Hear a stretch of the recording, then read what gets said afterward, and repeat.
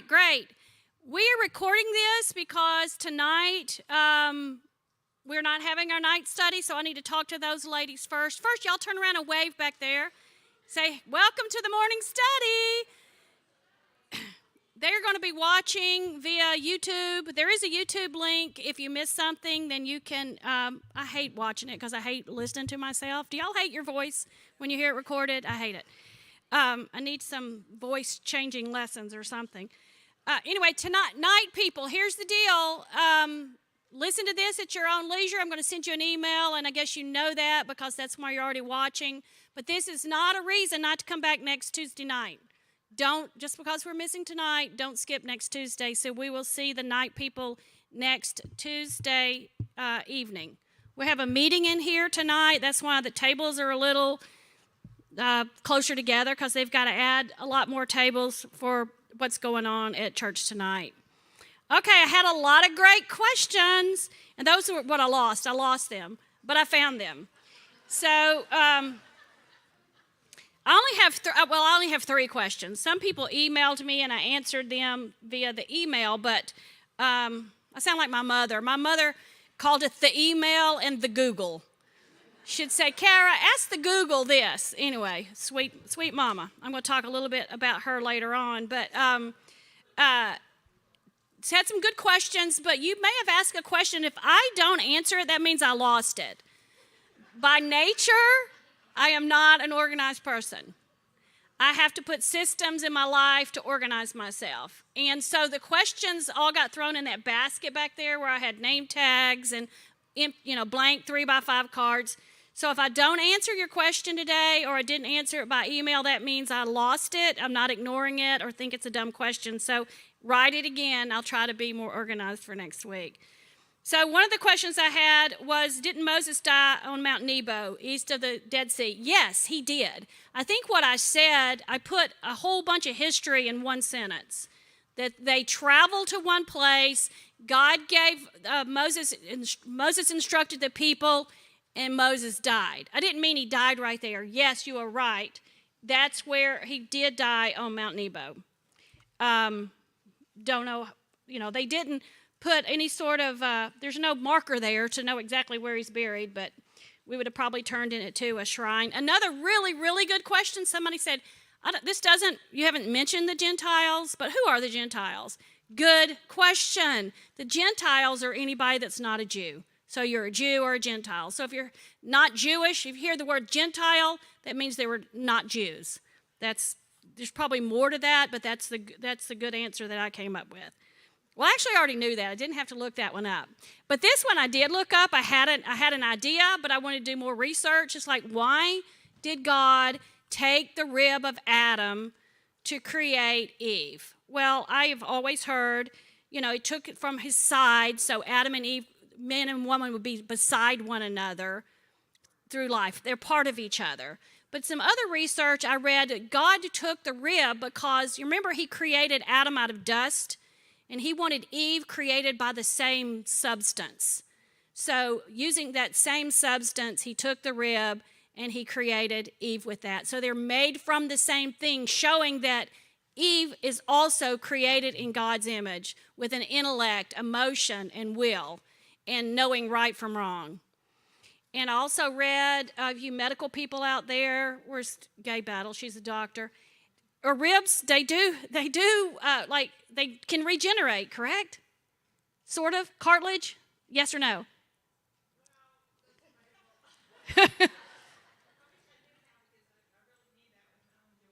Yeah. Okay. All right. Well, that's what I read. So, but I didn't know if it was medically, that was, anybody else may know, that ribs can regenerate or parts of the cartilage can. So he took a part that could. Yes. Okay. So if you have any other questions, write them down and drop them in that box. Okay. So let me get my notebook open. I got so much stuff up here. Oh, the Google. The Google is always right. Capacity for regrowth. Yes. I knew I was right. I just wanted to pretend like I didn't know. Okay. So I am turning to our notebooks to where we ended off. We ended with the conquest. No, we ended with the Exodus. We're starting our conquest period today. I didn't use my slides here it is right here. So what we're going to do, well, before that, I have a few things I want to say. We're about to enter part of the Bible that's sort of confusing and bloody, and we don't understand a lot of why it happened. You know, when you read the Old Testament, it's important to keep in mind that it's God's dealing with the Jews. God is dealing with the Jewish people, and He hasn't changed the way He deals. God hasn't changed, but He's changed the way He deals with us because of the new covenant. The new covenant is the promise that God will forgive our sins and restore fellowship with Him and those whose hearts are turned toward Him. So we'll learn more about the new covenant as we move through the New Testament. But when we read through the Old Testament, sometimes it can be confusing, and we can be shocked by what we read. You know, we're going to read in Judges. It's really bloody, really gory. It's, not fun to read. If they make a movie about the book of Judges, it will have an R rating on it because of the subject matter, because of all the gore and the blood and the killing and all that. So I wanted to address that early on, that sometimes we're shocked that God allowed things to happen in the Old Testament, and we get confused by that. And the conquest of the kingdom period, we're going to see a lot of shocking things, especially when we're about to read that God said to wipe out the Canaanites, take them out. Why would God take out a people group? How could God do that? The answer is, the flip side of that is, how could God choose to save any of us? He wanted to wipe out their sin and their idolatry and their perversion and their child sacrifice. He wanted to wipe away their sin and their sinful patterns. So the question is not how could God do that? How could God wipe them out? But how could He choose to save any of us? If we really understand how holy God is, we in our minds can't understand the holiness of God, because we are not made that way. Our minds are not made to totally grasp the holiness of God. But if we do look at the holiness of God, then we see how sinful we are and our need for a Savior, because He's so much bigger and better than us, and we realize our sin is a really, really big deal, and it's a big deal to God.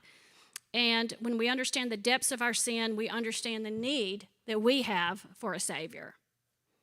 Thank God that we have that Savior, that we're saved by grace through faith and not by keeping the law. In the Old Testament, you read that you have to keep God's law. That's the way God dealt with the Jews. You got to keep the law. You got to obey the law, which is impossible. And now he deals with us in that when we become believers, our sins are forgiven, past, present, and future. We're saved by grace through faith alone, but nothing that we do, because we can't keep the law, and that's what the law shows us.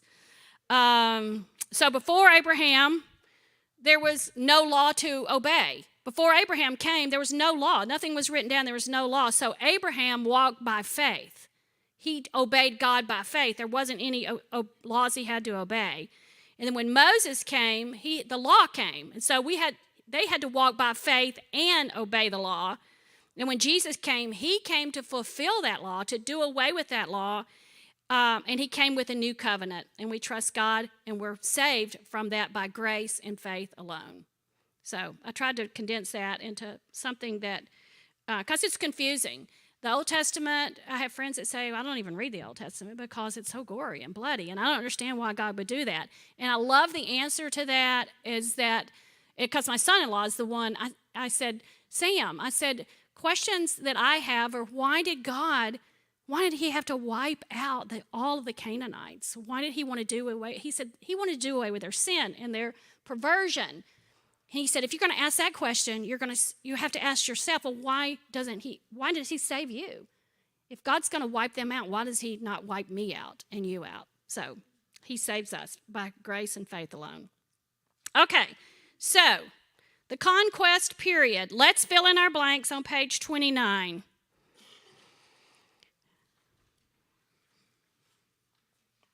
I've written it up here for you. So let's just read all that. You can fill this in at your leisure, or you may have already filled it in, or you may not want to fill it in. It's up to you. It's just repetition is the key to learning this and have mental ownership of it. So let's read this chart together, starting with, let's just say creation, Adam, Eden, and then just read it. All right, let's go. Creation, Adam, Eden.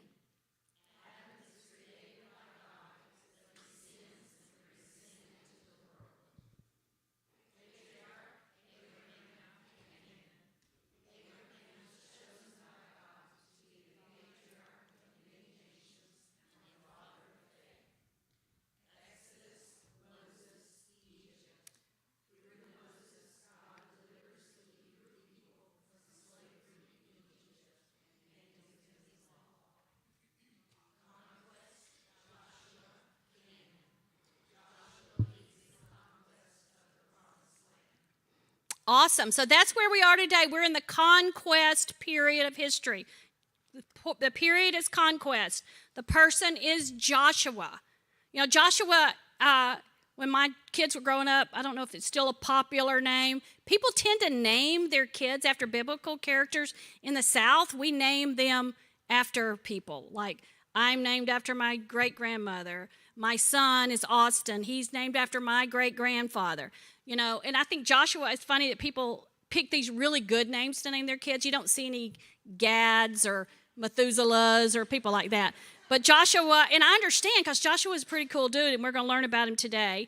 And it took place in Canaan, and he leads the conquest of the Promised Land. So after the Exodus, there were pretty dire circumstances for the Israelites. They wandered around for 40 years. Why did they wander around for 40 years? Because they walked by sight and not by faith. They were putting their faith into what they could see and how they experienced it. So when you think of the wilderness, how do you visualize it? Anybody? Desert? Hot? Bugs? What? What was the last thing? No water. That's right. It was a desert, no food. Well, they had manna, but there was no variety in their food. So it was in the Sinai Peninsula, and it was devoid of water and vegetation. There was nothing to drink, oasis of water or no vegetation. It was harsh. It was an inhospitable place. It was devoid of civilization. And scorpions and snakes. We read in Deuteronomy there were scorpions and snakes in the wilderness. It's a pretty dire place to be. And we see by reading this section of Scripture, in the book of the conquest period all took place in the book of Joshua. You can read all of this in the book of Joshua. The Hebrew people hated the wandering. They hated it because they ate the same thing every day. They fought the scorpions and the snakes, and they hated it so much that some of them said, hey, let's just go back to being a slave. I'd rather go back to slavery in Egypt than walk around here in the desert, or I would rather be dead. So God delivered us from slavery only to bring us to a wilderness. But it was by their own doing, by their doubt that God would do what he said he would do. So God constantly supplied their needs. They had manna. Read about the manna. They ate it every day.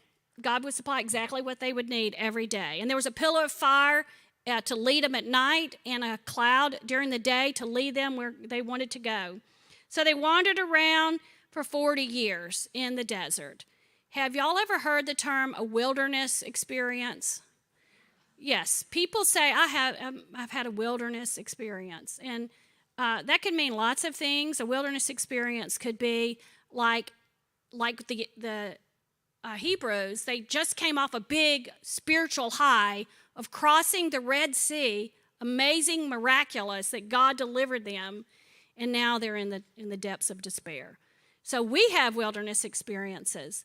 We have them. They may come off a spiritual high and we go into despair, or they could be just times of trials and pain, and suffering, and they could be called a wilderness experience also. It happened to Jesus after he was baptized. He started being tempted by Satan, and it was a wilderness experience for him for a while. You can read about that in Mark 1. So we have those times that we are forced to wait on God to hear our prayers. I know many people are praying for their prodigal children to come back to God. Some of you are waiting for that. Some of you are waiting in hopeless situations of health issues for yourself, your spouse, or your children. Some of you have walked through broken marriages and divorce and pain of that, or infertility or singleness. I mean, the list goes on, the wilderness experiences that we have. And the death of a loved one includes a wilderness experience. And I know if you've ever been in one of my Bible studies, then you've heard me talk about my mama. You know, I'm from Alabama, so she's my mama. And all the funny stories that she supplied me. And I told her that when she died, I was going to do a stand-up comedy routine on her. And she said, well, wait till I'm dead so I can watch from heaven. So April 4th, my mom did die, and I had been there for a month with her. My mother was 96. She was 100% healthy. Mentally, emotionally, well, I don't know about emotionally, but mentally and physically healthy until she was 95 years old when she broke her hip. So don't picture, when I say my mother was 96, don't picture a broken down old lady, because that was not my mother. She lifted weights, she walked, she ran around the house. My mother was a hysterical person. You've heard me, maybe have heard me tell stories about her. She was, taught me lots of stuff. The things that my mother taught me, never go anywhere without lipstick on, always wear mascara. I've made a list in my head and now I've forgotten them. Oh, always wear a slip. Don't ever wear a dress without a slip. And she would say, do you have a slip on under that dress? I said, Mother, I don't even own a slip. And so I got one for Christmas that year. I got a slip for Christmas. But this wilderness experience that I've walked through with the death of my mother, I was holding her hand when she died. I watched her take her last breath. It was one of the greatest privileges, and I did the same with my dad. It was one of the greatest privileges of my life to be there with her. And my mother and I didn't have, I would call our relationship rocky at times. As many of you may call your relationships with your mothers, because mothers and daughters sometimes have rocky relationships. But one thing that I did with my mother was laugh. We would laugh until we were sick about anything. She loved the Golden Girls. I know it's probably irreverent, but she loved those Golden Girls, and we would watch them together and just howl with laughter. So when my mother died, I had to process through what all of I've lost. Yes, she lived to 96. That's great.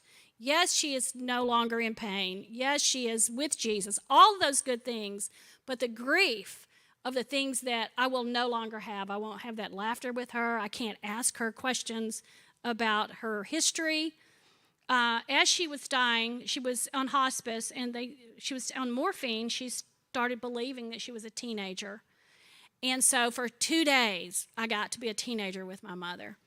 And I knew not to say, Mom, you're not a teenager. I said, Mom, what year is this? And she said, 1942, which would have made her about 16. And she thought that I was her best friend from high school. She said, I've always loved your red hair. And when she told me that, I knew she thought I was Sarah Frances McCrary, her best high school friend. My mother outlived everyone in her high school graduating class. And so I got to talk. She talked to me about her boyfriends. I learned some stuff, y'all. She talked to me about her boyfriend. She talked to me about Sarah Frances. She was dating Kenneth, and I knew that Sarah Frances and Kenneth got married, and they'd been dead for 20 years. But she was talking to me like I was Sarah Frances and I was going out with, as she said, you're still going out with Kenneth. Yes, I'm going out with him. So it was such a gift from God, but such grief afterwards of the loss of that, of not having a home anymore. So it's my wilderness experience. And then a month ago, yesterday, my sister died. So it's just 4 months after my mother. She died very unexpectedly. My sister suffered with bipolar depression. I suffered along with her suffering. So walking hand in hand with her through mental illness changed me. It changed me. I'm going to write another book I'm going to write about how mental illness affects family members. It's not just about the mentally ill, but it affected me. She was 4 years older than me. We shared a room growing up. I walked through her mental illness with her. It changed who I was.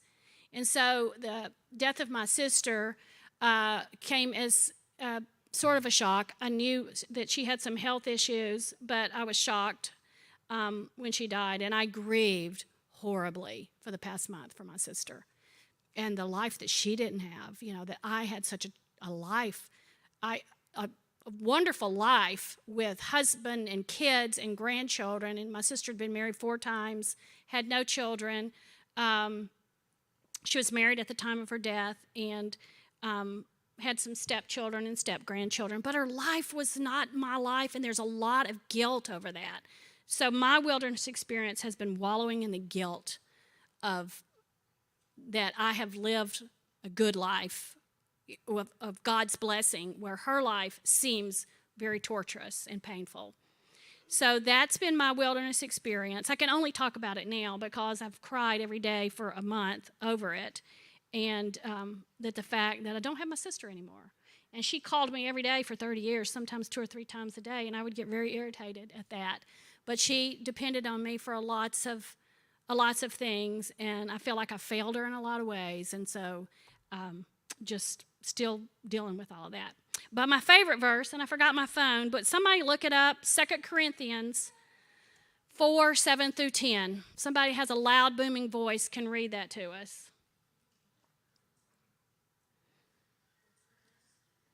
So if you're going through a wilderness experience, like the Canaanites did as they wandered around in the wilderness, this verse has been really comforting to me. Who has it? No, 7 through 10. Yes.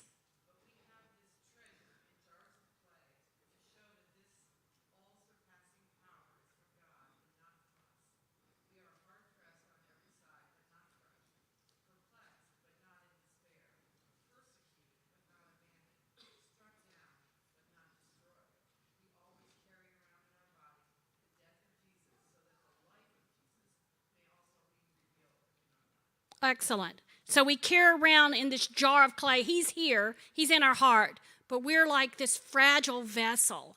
But we get pressed from every side. We have death in our family. We have sickness in our family. We have divorce and disease and all that. But we are not crushed because of the love of God that lives within us. I love that verse. So just like the Israelites were not abandoned by God, he is alone and in control. And he wants us not to walk like they did by sight. He wants us to walk by faith and not by sight. Okay, back to the conquest period. So one of the main themes in the book of Joshua is this: the key to good life is obeying God's word. Okay, so Moses has died. Moses died on Mount Nebo. We learned that. And God handpicks Joshua. The question is, would the people follow him? I found it fascinating. I ran into Sage yesterday. Was that yesterday? Where are you? I know you're in here. On campus, and we were talking about this Bible study. When I say campus, I mean ETSU. She works there, and so do I. And so I said, I found it fascinating that I never thought about the fact that Joshua was a slave in Egypt. You think, oh yeah, Joshua. He helped with the conquest of Canaan. But he was a slave in Egypt and all the baggage that brought. And he wandered around in the wilderness and watched the generation die off. So the fact that he was a slave in Egypt puts a different spin on things in my eyes. But he's just like, he was born into slavery, but he was destined for greatness. And that's us. That's us too. We are born into slavery. We're born into slavery because we're born into the slavery of sin. But you are all destined for greatness. You may not be the commander of an army, but every day you have opportunities in your life to make a difference in the lives of others, to change things, to be a light for him, and to glorify him with your life. Okay, there are four main events. Let's get down to, well, let me read it to you. It's the conquest, Joshua, Canaan, and our fill in the blanks is Joshua leads the conquest of the promised land. So there are four main events in the conquest period. The first one is Jordan, a miraculous parting of the water, and you can read about this in Joshua 1 through 5. So God tells Joshua five things. He says, wherever you put your foot, you're going to own that. That land is going to be yours. I'm giving it to you. No one can stand against you as long as you live. Same for us. No one can stand against us for as long as we live. I will be with you, just like I was with Moses. Same for us. And then he tells him, be strong and courageous. You're the one that's going to lead the people into this land that I've been promising you. And then he told him to obey the instructions of Moses and don't deviate in any way. So those are the five things. Wherever you put your foot, I'm going to give that land to you. No one can stand against you. I'll be with you, just like I was with Moses. Be strong and courageous, because you're going to help take this land. And to obey the instructions of Moses and don't deviate in any way. So to get to the promised land, they had to go through the Jordan River, the second crossing of the river. Another ride at my theme park, Old Testament World. It's going to be great. I've got some great ideas for this ride. So Joshua ordered the people to consecrate themselves. This is not part of the ride because they had to take a bath, they had to wash their clothes, and they couldn't have sex before they crossed the Jordan River. So we won't require that for everyone that's coming to the Old Testament world. So the next day, he assembled them a half mile behind the Ark of the Covenant. Now, we didn't talk about the Ark of the Covenant this past week, but the Ark of the Covenant was a wooden box covered in gold that in it had the commandments from God that he had given Moses. In the Ark of the Covenant was a golden cup that had some manna in it. Hey, remember, y'all been eating this for 40 years. And there was also, Aaron's rod was also in that. And the Ark of the Covenant was carried around everywhere they went, and at night they would put it in a tent. So that's all you need to know about the Ark of the Covenant. You can read much more about it. If you've ever seen the movie Raiders of the Lost Ark, they're looking for the Ark of the Covenant. They never find it. Okay, let's see. Get behind my notes. Okay, so he told the priest, we're at the Jordan River, he told the priest to carry the Ark of the Covenant to the Jordan River, and as soon as their little sandals hit the water stopped flowing. It just stopped. Yesterday, I went on a boat ride at Boone Lake with a friend and just watching the current, and I thought about the current stopping in Boone Lake. It just stopped flowing. And then the waters opened up, and they crossed, the priest waded in with the ark, and the water stopped, and they went to the center, and they stood there while everyone crossed the water.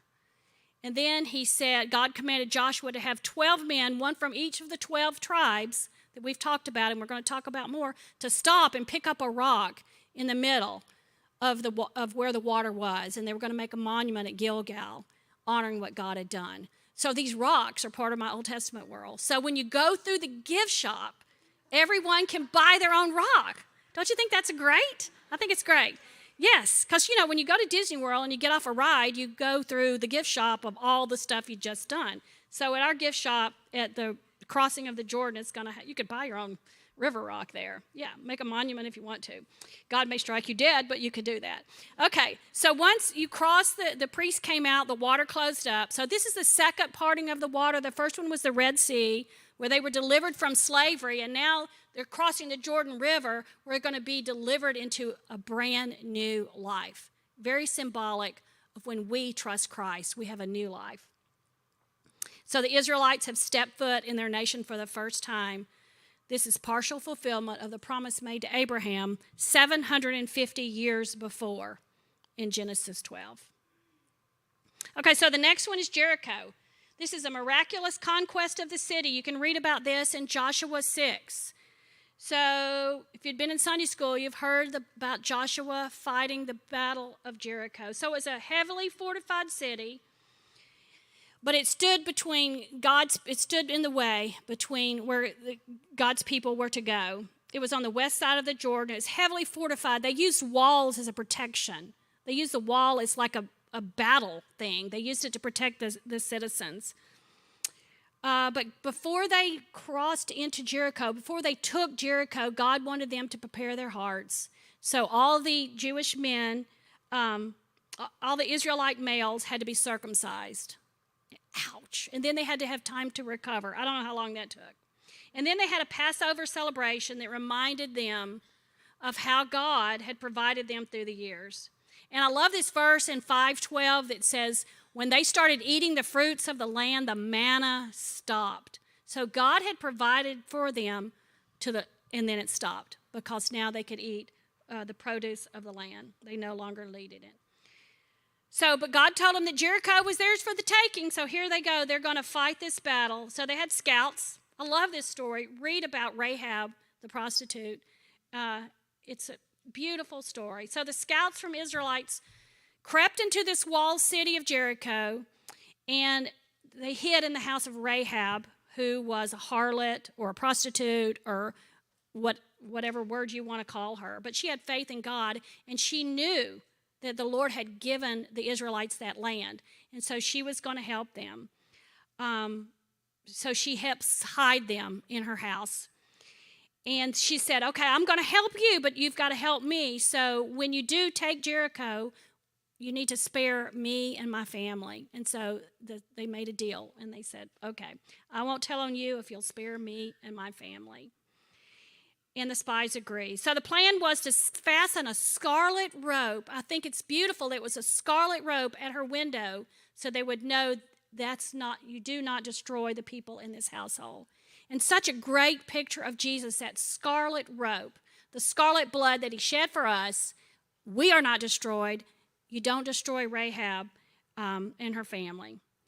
The scarlet rope saved her. His scarlet blood saves us. So God instructed Joshua with this really weird strategy. I don't think we use this very much in battle today. But he said, march around the city, play your trumpets, carry the ark, march around the city. They're getting their steps in every day, once for 6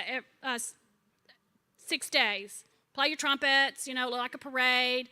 They were carrying this golden box around under a tent. And on the 7th day, they marched around it 7 times. They yelled and screamed, blew their trumpets, and the walls collapsed. At God's command, Rahab and her family were spared, and the city of Jericho had been conquered. Joshua did this. This is why it makes Joshua such a popular name. He did this without any military maneuvers. No guns or swords or whatever weapons they had. He just followed God's commands. And what's the beautiful part of the story is that saving Rahab from this, she is part of the genealogy of Jesus. A direct line. That's going to be on my It's a Small World ride, too. You see Rahab, you see the genealogy, you see it passed down to the genealogy of Jesus. So the Israelites were strictly told, take the city, but don't take any of the plunder. Don't take all their stuff. If you take it, it's got to be set aside for God and his use and for holy reasons. But, of course, somebody did. His name was Achan. I don't think we name our kids Achan, do we? A-C-H-A-N? That's not a name that we hear. So Achan did that. So that leads us to the defeat of Canaan in Joshua 7:12, the conquest. So Achan took the stuff, and the plunder, the gold, or whatever it is he took, valued more than a person would make in their entire life. So it wasn't like he stole some paper clips out of somebody's drawer. He took plunder that added up to more than a person would make their entire lifetime. So Achan was dealt with. You can read about that in Joshua 7-12. And Joshua made he made a big mistake in his leadership. He tried to take a city without God commanding him to, and he fell flat on his face. And he was overwhelmed with grief because 36 of his own men were killed. So God deals with him as a nation, but he deals with Achan as a person and for his wrongdoing. So now Joshua is going to continue to plow through this area. So he cuts through, we're going to look on our map, he cuts through toward the Mediterranean Sea, then he goes south and he conquers it, and then he goes north and he conquers it.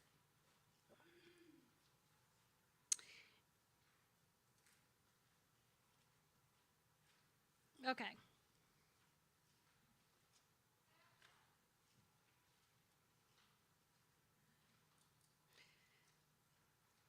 All right, so then we come to the settlement. Joshua 13 through 24. I had a mistake in my typing here, and I thought I really messed up, but I didn't.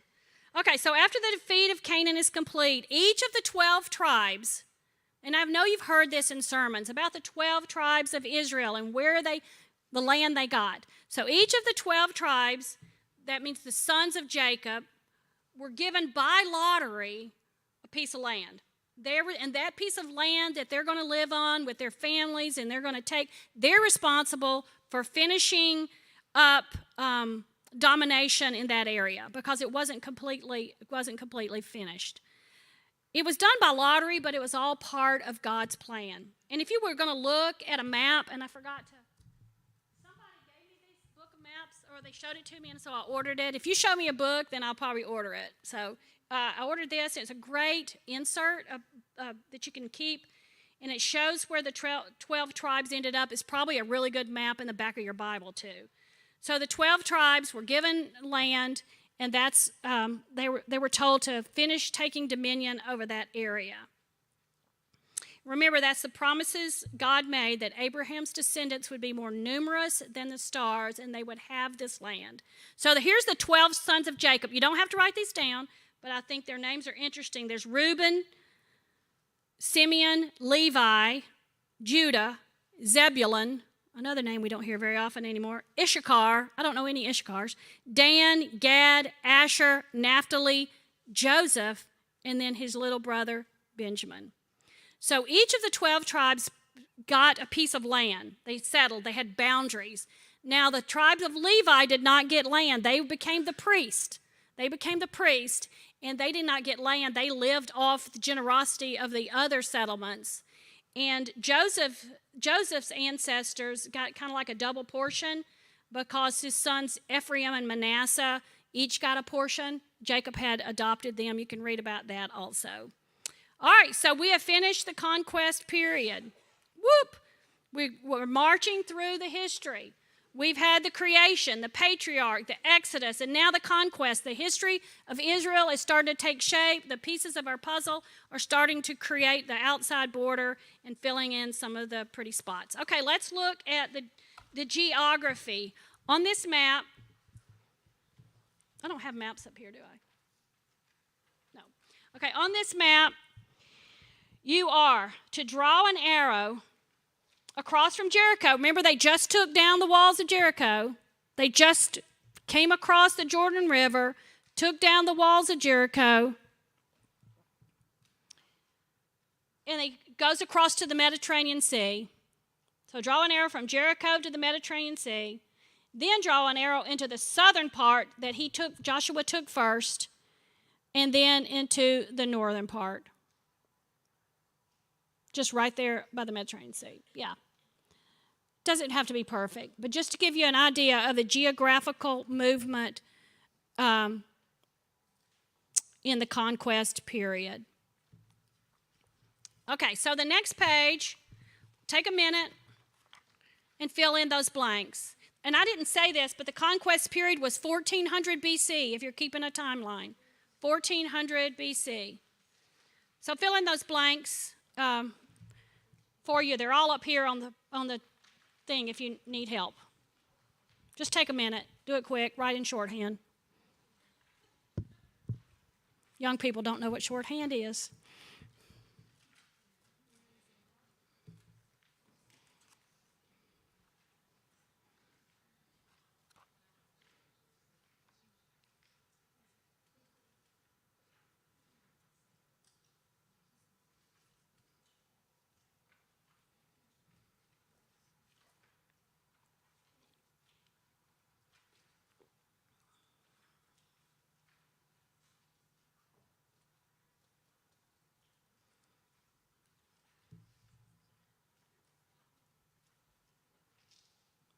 You fill in these blanks because filling in so many times, then you will know it.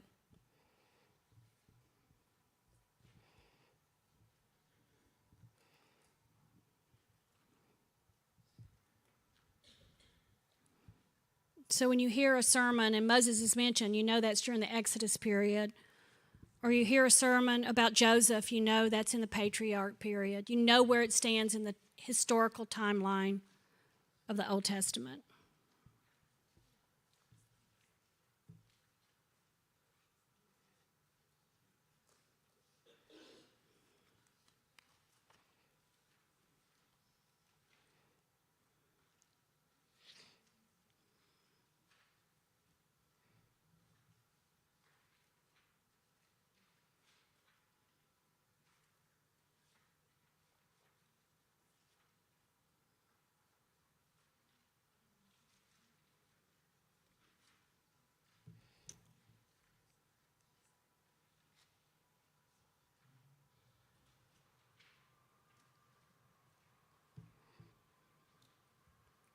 Okay, here we go.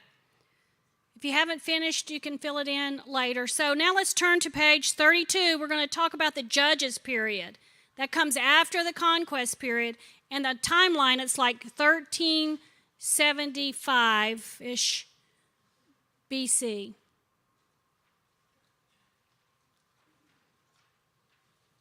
So on page 32, if you look at the period, the person, the place, and the portrait, on the judges, it's the judges. Our main person, our main judge is Samson. Doesn't mean he was good. It's just the one we know the most about or we hear the most about. And this also took place in Canaan. We're still camping out in Canaan. And the portrait is Samson and others were chosen as judges to govern the people. But the people, that should say but the people were rebellious for 400 years. There it is.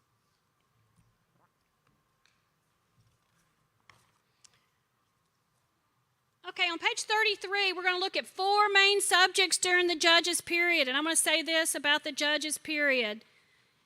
It's bloody, it's gory. Our ride at our theme park will be for adults only because there's a lot of killing and stuff going on. It's very dark, very violent, very disturbing. The book of Judges tells the story of a people who repeatedly fail to keep their promises to God. They kept failing to keep their promises to God. Begins with the death of Joshua, and then it tells the story of Israel's total failure.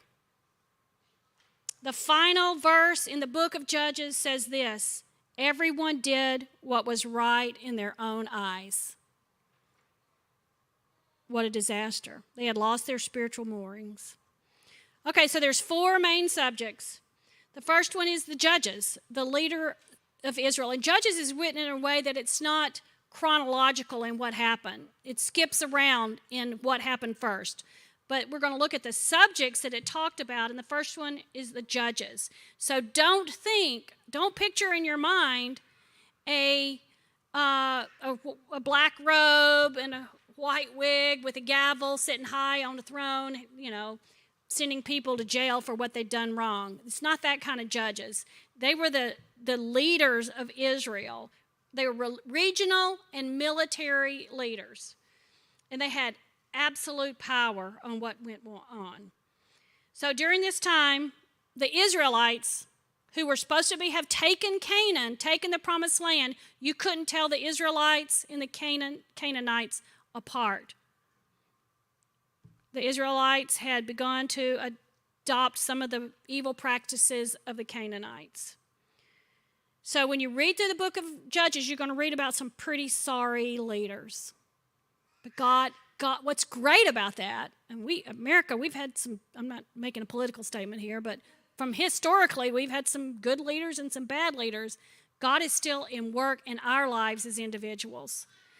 But you're going to read about some pretty sorry leaders. But you have some pretty good ones, and then some really, really bad ones. As my mother would say, it went from worse to worser. So went from bad to worse. So let's talk about some of the judges. Deborah was a woman judge. Love it. She was a female judge. You can read about Deborah in the book of Judges. And then there's Gideon. You've probably heard of Gideon. He won some battles, but he also had a really bad temper, And he murdered some of his own people because they didn't do what he wanted them to do. So Gideon, he was a judge. And then Samson, he's the most famous judge. Now we know about him because he had those long, beautiful locks, the hair. He was big, he was strong, he was handsome. Women loved him. But he was a womanizer, a cheater, a vengeful man. But God used him in the fight of the Philistines. And then there's Samuel. He was sort of a transitional character. He was the last judge and also the first prophet. And we're going to read about Samuel next. So there's lots of other judges if you want to read about them in the book of Judges. So the next, number 2, the second subject is rebellion, the breaking of God's law. Again, the period of Judges period records the darkest and the bloodiest period in Israel's history. If you like that kind of thing, then I think it'd be a pretty good movie but to make about Judges. I don't know if there's ever been one. So we come from this high point of the conquest under Joshua, and Moses had said to do 3 things. He said, destroy all the inhabitants of Canaan, destroy them. We talked about that earlier. Why would God say to destroy a whole people group? It's not about the people, it was about destroying the sin and their idolatry and their paganism. He said, destroy all the inhabitants of Canaan. Avoid intermarriage with the Canaanites. Don't marry within the Canaanites. And shun the worship of the Canaanite gods. And guess what? Israel failed on all 3 counts in the book of Judges. They didn't destroy all the inhabitants of Canaan. They intermarried with the Canaanites. And they didn't shun the worship of the Canaanite gods. So that's the rebellion. And then the cycles. Repetition of Israel's misfortunes. That's also in the book of Judges.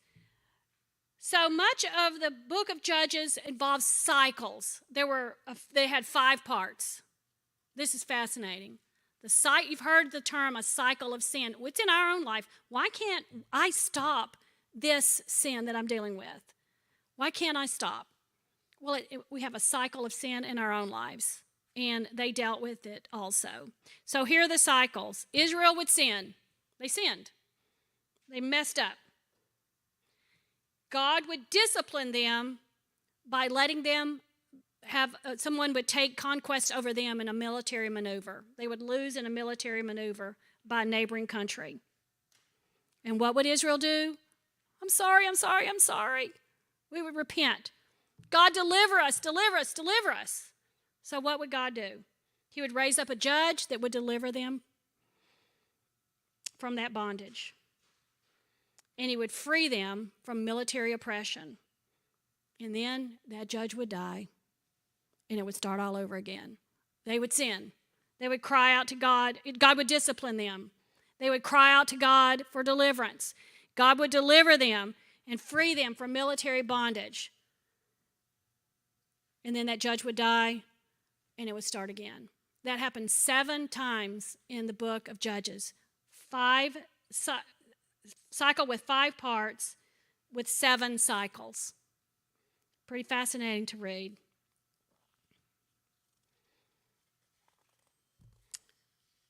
Okay, now a bright spot in the book of Judges, and that's the book of Ruth.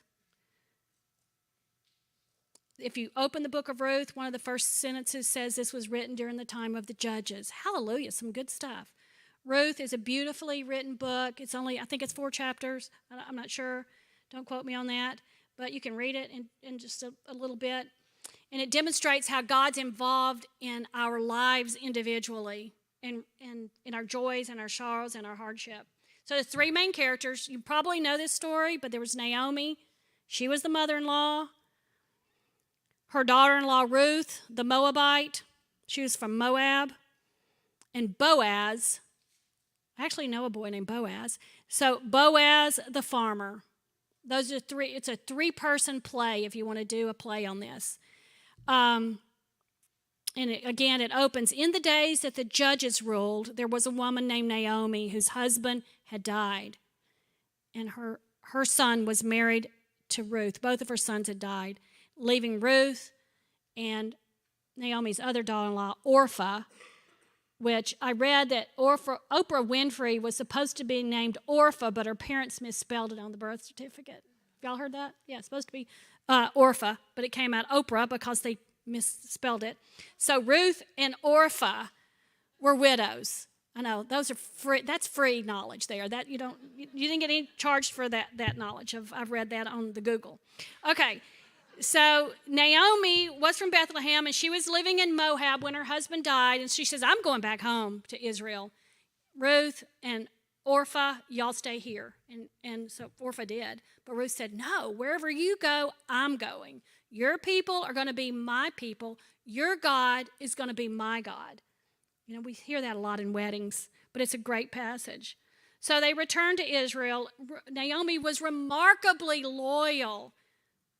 Ruth was remarkably loyal to Naomi. It's beautiful.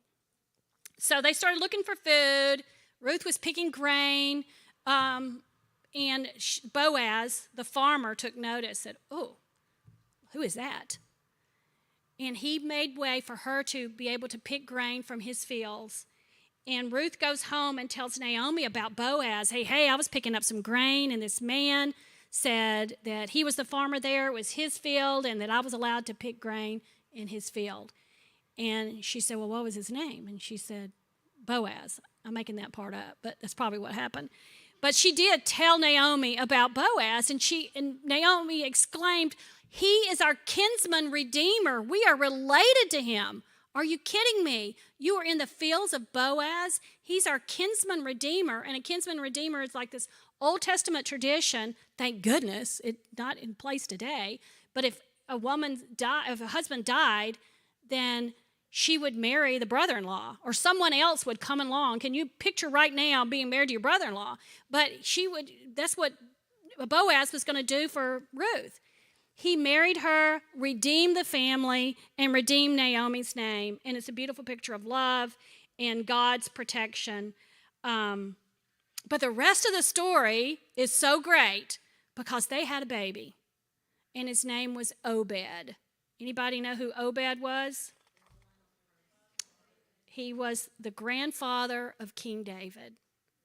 That still gives me kind of goosebumps when I think about that. All of a sudden, these mundane, ordinary things in life become woven into this God's grand story of redemption for the whole world. And I love it that Ruth is included in the book of Judges because it happened during this time.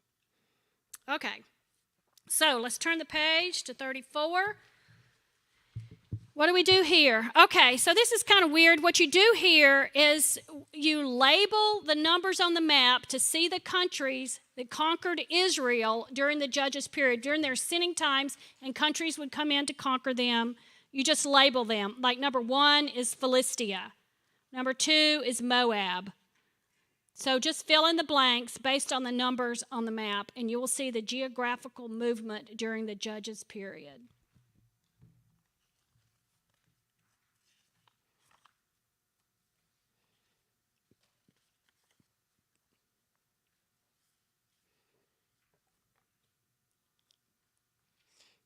All right, we got to move quickly through this next spot, but fill that in quick.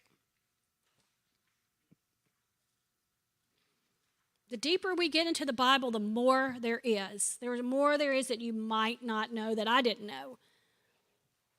The story of Adam and Eve is told all the time. Moses crossing the Red Sea is told. But there's more and more depth to the rest of the Old Testament. The story of God and his plan of redemption for all of us. Okay, so page 35, we're not going to take the time to fill that in, but fill that in at home. You got to promise me you'll do that because repetition is the key to mental ownership. So now we are on, there's the kingdom period. Now we're on the kingdom period on page 36. Our period is the kingdom period. Our main person is David. The place is Israel. Canaan is now called Israel in this period. And our portrait is King David is followed by mostly unrighteous kings, and God eventually judges Israel and sends her into exile. And on our timeline, this is about 970 BC. Okay, so the 12 tribes, remember the 12 tribes had their land. Everybody had their spot. They had their boundaries laid out. But the 12 tribes were jealous of other nations because they had kings. And they said, we want a king. We give us a king. And so Samuel, this takes place in 1 Samuel through 2 Chronicles, all of this information.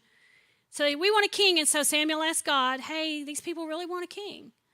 And God said, well, if that's what they want, then let's just give it to them. Just give it to them. He was angry because they requested a king. He was not angry because they wanted a king. What he was angry about was their motivation for having a king. They wanted a king instead of God. They wanted a king instead of God to rule them, and they wanted a king rather than having a king that was answered to God. So they cried out for a king, and God gives them what they asked for, and they get Saul. Now, Saul had lots of promise. He was tall and good looking, probably very popular, very, people would follow him, but he lacked character. He had character flaws. He was dishonest, he was prideful, and eventually he disqualifies himself by disobeying God's command. And Samuel comes to him and said, hey, you got a problem. You've rejected the word of God, so bad news, God's rejecting you as king. And Saul's like, no way, no. So he's going to raise up a new king, but the downfall of Saul starts in David, who is the least likely to be king. We know that David is probably young guy, maybe not tall and good looking. I really don't know what's there, what he looked like. But we know how he conquered Goliath. But his conquering of Goliath shows God's presence in David's life. So David was chosen to be king. But he's not king yet. Saul was jealous of him. And so he's trying to hunt him down. And David loved Saul. And so David runs and he waits. And he runs and he waits. And he trusts in God. And he wrote poems to express his trust in God during all that. You can find those in Psalms. So Saul ended up dying his grisly death. You can read about that. More blood and guts and gore. And David becomes king, and not a perfect king. He had success, and he had a big moral failure that we all probably know about. But when Saul died, David wrote this poem of lament I find this interesting, that he wrote this poem of lament over the man that was chasing him and trying to kill him. Saul wept over the death of Saul and wrote about it. And he ended up doing that with his son Absalom later on, who tried to kill his own father. He cried and wept for his own son Absalom and wrote a poem about that. So David was humble and compassionate. Sorry, I'm getting off notes here. All right. So we had a united kingdom where David became the king. David goes to Jerusalem, conquers it, makes it the capital city, and he renames it Zion. He goes on and wins battles, and he expands the territory of Israel. He makes Jerusalem the political capital, and he wants it to make it the religious capital as well, and he moves the Ark and the Covenant into that city. He tells God, hey, I want to build a permanent home for you, and God says, I will build a home for you. You will build a dynasty of David.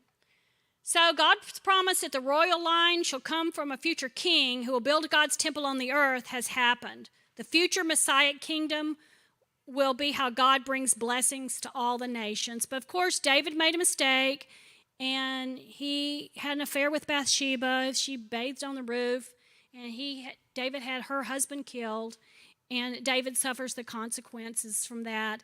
And the prophet Nathan confronts him. He owns up. He's broken. He asks for forgiveness. God forgives him, but he doesn't erase the consequences of David's sin. It's a tragic story. So after David's death, his son Solomon becomes king, and he rules righteously at first, and then he messes up. We have this pattern of that in the Old Testament. And a temple is built during his reign. Solomon builds a temple as a permanent symbolic place for God. Okay, so we're moving on to a divided kingdom. That's in 1 Kings. So a civil war breaks out. David had unified the 12 tribes. That's why they wanted a king. David unified these 12 tribes. And God promised that David's line will become a messianic king, that God would establish kingdom over the nations. So the kings the whole book of Kings tells a story of the David and the kings that came afterwards, and none of them lived up to that promise. So Solomon is king. David told him to be faithful to the commands of the covenant. And so Solomon asked for wisdom, and things looked good for Solomon for a while. Things were great in the land. And then Solomon screwed up. He started marrying women from different political alliances, adopting their gods, and introducing their gods to worship. And he built slave labor. It became not a great place. And by the time he dies, there was a huge divide in the kingdom. So Rehoboam, however you want to pronounce it, becomes king. He's greedy. He's power hungry. He tries to increase taxes, and a war breaks out. So we have all one united nation, the 12 tribes. War breaks out, and the kingdom divides north and south. In the northern kingdom, it's split over because of taxes. Jeroboam, I know it's Rehoboam and Jeroboam. The way I remember it is Jeroboam, J comes before R. He was the head of the northern kingdom. So Jeroboam ruled in the northern kingdom, and he's a bad dude. He's unrighteous. He's rotten to the core. And every king that succeeds him, there were 20 kings in the northern kingdom. Guess how many were righteous? None of them. They were all scoundrels, all unrighteous kings. Because of this unrighteousness, God raises up Assyria, which we marked on our map, and Assyria conquers the northern kingdom in 722 BC. So the people of the northern kingdom are scattered and never to be heard from again. The people were 10 of the tribes, so you may have heard of the lost tribes of Israel. So when they were scattered into Assyria, they were never to be heard from again, and they're called the lost tribes of Israel. Okay, the southern kingdom consists of 2 of the tribes, Benjamin and Judah. And from the southern tribe comes from the line of Jesus. So Solomon's son Rehoboam ruled in the southern kingdom. He's unrighteous, but the southern kingdom fares a little better and lasts 400 years until finally they cave, and God raised up Babylonia to conquer the southern kingdom.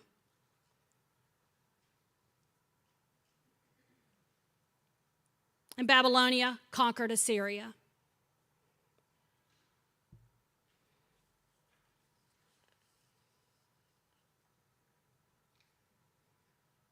So there were no kings, no righteous king. There were 6 or 8, I forgot how many. 8 righteous kings in the southern kingdom, 8 out of 20.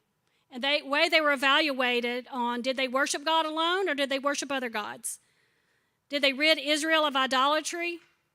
Did they remain faithful to the covenant, or did they become corrupt or unjust? So all of the northern kings failed. They got the X on all of those. All the kings. The southern kings, there were 8 that passed or semi-passed that rating. So that leads us to our map. On page, I know that's a lot of information. You basically have 12 tribes. They fight. Bad kings. They divide. The northern kingdom and the southern kingdom. You got Jeroboam and Rehoboam. Assyria comes in and conquers the northern kingdom. Takes them away, they're gone forever. Babylonia comes in, conquers the southern kingdom. They return. In the return, we're going to read about in a couple of weeks. So you don't have to know all the names of Rehoboam and Jeroboam, but it's kind of good to have a general outline in your mind about the good and the bad kings. But it is important to know in the northern kingdom, no good kings. In the southern kingdom, there were 8 semi-good. So if you look on page 38, draw an arrow from Israel to Assyria, because the northern kingdom of Israel was conquered by Assyria. They got whisked away to Assyria to vanish.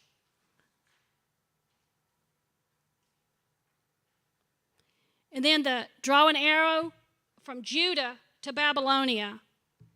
They survived 400 years, and finally they were conquered by Babylonia. And then later, well, I don't know where in the historical timeline, but Babylonia captured Assyria. All right, so on page, are y'all overwhelmed with information? Okay.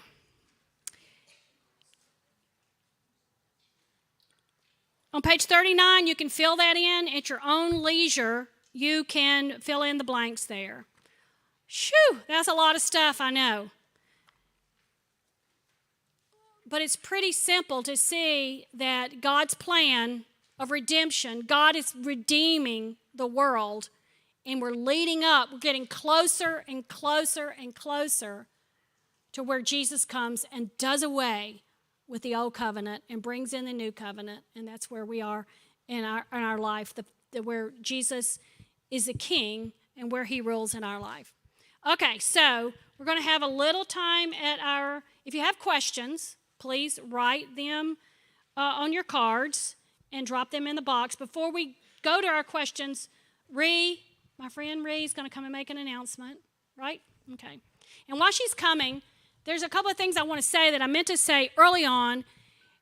So many people, you don't see in our church is big. You see all these tables sitting here, everything's set out, the PowerPoint is here, the lights are on and all that. We have so many people that are servants that are using their gifts in our church so things can happen. One of them's Caitlin. She just walked back there. Caitlin is like she runs his church, y'all. Don't tell anybody, but I think they probably know. Caitlin, she gets things done. So thanking to Caitlin oh yeah. And Jamie and Ethan, who do all the sound and the tech, y'all, they're amazing. They work so hard every week not here, in here, yes, but all over the church, making everything happen. It's pretty amazing to see. And Avon, who sets up our tables. If y'all haven't met Avon, he's hilarious. And he sets up the tables every week, and he'll say, Miss Kara, I got you 14 tables. You need 15 tables? How many tables do you need tonight? He's great. So there's so many people who are using their giftedness in this church to just to help fulfill the Great Commission in their own way. Where's Ree? Ree's got an announcement.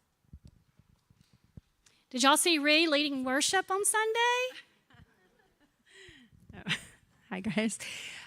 So I wanted to share about an organization called Gathering Hope that many of you have probably never heard of. They're based out of Texas. And I got sort of involved with them because in my story, we lost our newborn daughter almost 5 years ago. Total devastation, of course. But the statistics of miscarriage and early infant loss are actually 1 in 4 women. So I'm sure a lot of you in here have experienced a miscarriage, at least at some point, or early infant loss. So yeah, we need each other is the point. So Gathering Hope exists to connect women and honor their babies and give them a space to talk about those memories or those feelings or thoughts that come up. And that could have been something recent or something years ago. So women that come to this event, they host an event once a year, and that's in Texas, but it's also simulcast in various areas. So this year I'll be a part of the Tennessee event, and that is going to be in Jefferson City. I've got room in my car if people want to go to this, but this is something for you to think about, or anybody you know that maybe needs support or is struggling with something like this, maybe recently or who knows, a long time ago, whatever. But various women in different stages come to these events. And there will be worship, and there will be a speaker and encouragement, and there will be small groups. I'm going to lead a very small table group just to encourage women if they want to share or if they don't want to share, or just share their child's name. or even nickname that they've come up if they didn't know the gender or whatever it is. But it's a really special thing, and I've been a part of it over the past couple years. And it's just a place to, come together and know that you're not alone, basically. So it is on October 7th. Let me share the nuts and bolts. October 7th from 11 a.m. to 4 p.m. And it's a collective experience for mothers who have experienced pregnancy or infant loss. And basically, they are going to have uplifting music, phenomenal guest speakers. They have a couple of really great ladies. I think one of them is an author. Can't remember, but usually that's who they have. And it's just a beautiful time. It's a really special time. So if you have any questions, again, it is in Jefferson City. It's free. And I've got like 3 spots in my car. If somebody wants to come, I'll already be driving there. So, yeah. You can reach out to, how do you want to get there? You can find me. I'm sitting right over there if you want more information. Should I? Yeah, okay. Yeah. I'm like, how do you want to do it? Thank you, guys. Thank you. Okay, so you can have some time in your discussion. We only have a few minutes, so the questions are on your table.